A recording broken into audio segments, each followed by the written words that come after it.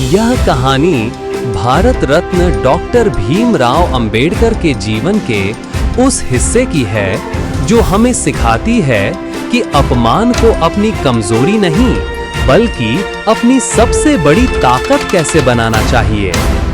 भीमराव बचपन से ही पढ़ने में बहुत मेधावी थे, लेकिन उस समय समाज में व्याप्त छुआछूत की बीमारी उनके रास्ते का सबसे बड़ा रोड़ा थी। स्कूल में उन्हें कक्षा के अंदर बैठने की अनुमति नहीं थी। वे दरवाजे के बाहर टाट की बोरी पर बैठकर पढ़ते थे। दूसरे बच्चे जिस घड़े से पानी पीते थे, भीम को उसे छूने तक की मनाही थी। स्कूल का चपरासी ऊपर से उनके हाथों पर पानी गिराता था, तब वे प्यास बुझा पाते थे। जिस दिन चपरासी नहीं आता, उस दिन भीम को पूरा दिन प्यासा रहना पड़ता था। इन अपमानों ने उन्हें तोड़ा नहीं बल्कि और मजबूत बना दिया। उन्होंने जान लिया था कि शिक्षा ही वो शेरनी का दूध है, जो इसे पिएगा वो दहाड़ेगा। जिस बालक को स्कूल के बाहर बिठाया गया था, उसी ने स्वतंत्र भारत के संविधान का मसौदा तैयार किया।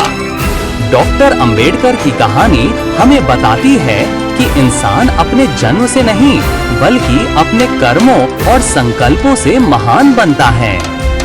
यह कहानी भारत रत्न डॉक्टर भीमराव अंबेडकर के जीवन के उस हिस्से की है जो हमें सिखाती है कि अपमान को अपनी कमजोरी नहीं बल्कि अपनी सबसे बड़ी ताकत कैसे बनाना चाहिए। आजादी के बाद डॉ.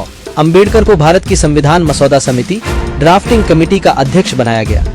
उन्होंने दुनिया के सबसे बड़े लिखित संविधान का निर्माण किया, जिसमें हर नागरिक को समान अधिकार, अभिव्यक्ति की आजादी और धर्मनिरपेक्षता की गारंटी दी गई। इसीलिए उन्हें भारतीय संविधान का जनक कहा जाता है।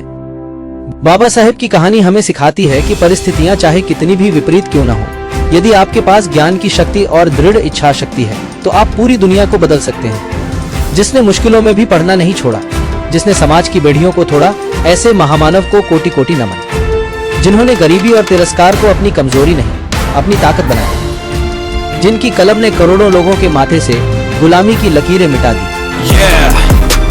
देखो ये सच, कक्षा के बाहर जमीन पे था बैठा, मटके के पास पर हक था छीना, पर पिता की वो बात दिल में बस गई, बेटा एजुकेशन वो चाबी है जिससे गुलामी की हर जंजीर टूट सकती है। जय भीम जय भारत, जय भीम जय भारत।